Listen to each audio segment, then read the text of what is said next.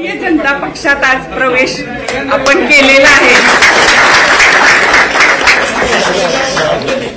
आणि हा प्रवास हा आत्ताचा जो आपला झालेला आहे तर तो कसा झाला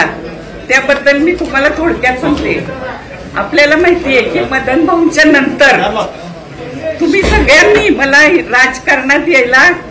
सांगितलं आणि तुमच्या सर्वांसाठी मी राजकारणात आले, तुम्हाला आधार दिला आणि ज्या ज्या मदन भाऊंच्या ज्या ज्या संस्था होत्या त्या सगळ्या संस्थांवर आता दादांनी आपली यादी वाचून दाखवली तर त्या संस्थांवर मी काम करते आणि अगदी चांगल्या प्रकारे ते सांभाळते सुद्धा। तर तुम्हाला एवढंच मला सांगायची की गेली 10 वर्ष मदन भाऊ गेल्यानंतर आपल्याला काँग्रेस पक्षाने काय दिलं हे आपल्याला सर्वांना माहिती आहे। दरवेळेला आपली वेळ आली की आपल्यावर नेहमी अन्याय झाला आणि त्यासाठी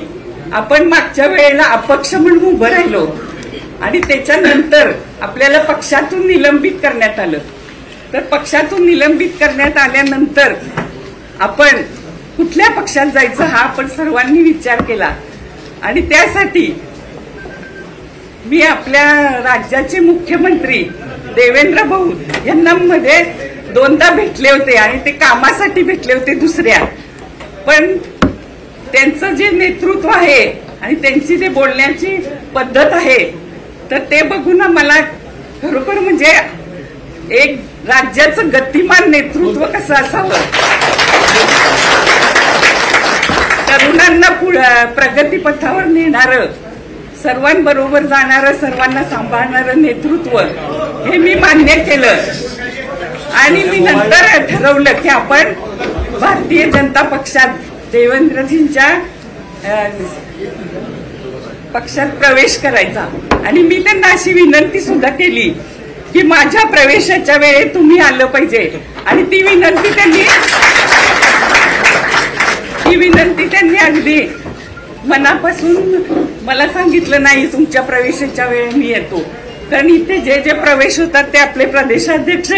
बावनकुळे साहेब असतील किंवा इतर सगळेजण असतील तर त्यांच्या हस्ते होतात, पण त्यांनी माझ्या विनंतीला मान दिला। आपल्या सर्व कार्यकर्त्यांना एक अभिमानाची ही गोष्ट आहे। तुम्हाला सर्वांना माहितीच आहे की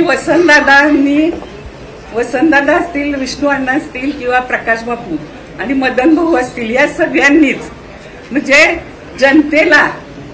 सर्वसामान्य जनतेसाठी काम केलंय, राजकारण केलंय, समाजकारण केलंय आणि तोच वसा वारसा घेऊन आपण इथून पुढची वाटचाल करायची आहे। भारतीय जनता पक्ष हा आपल्या बरोबर असणार आहे आणि त्यासाठी आपण या सर्वांचीच साथ आपल्याला पाहिजे आणि